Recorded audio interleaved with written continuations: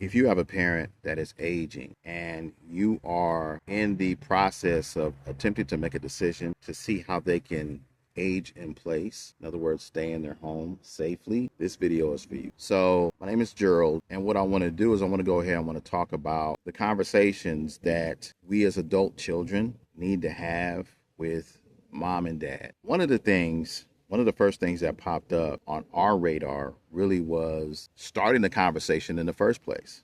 Right? As you begin the conversation, there are some challenges that are there. And a lot of the challenges can revolve around a lot of independence. Right? Mom and dad have been able to go ahead and do certain things all of their life, even before you were born. And so those conversations at times can be challenging. However, they're very, very necessary during the season of their life. Why? Number one, because you love them.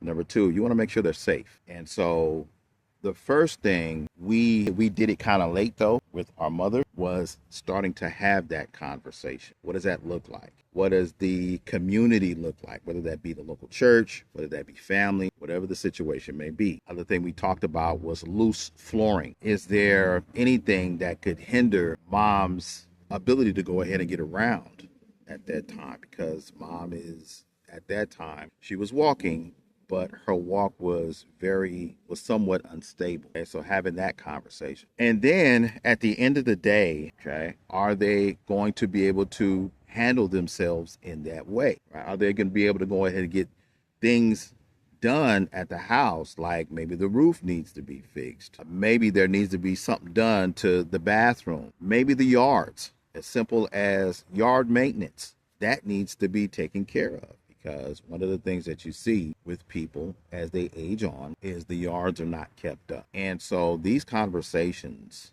are going to be critical. They're crucial as you have a parent that is aging in place.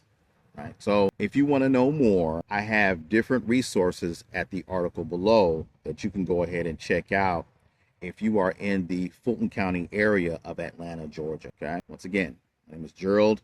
You all have a great day.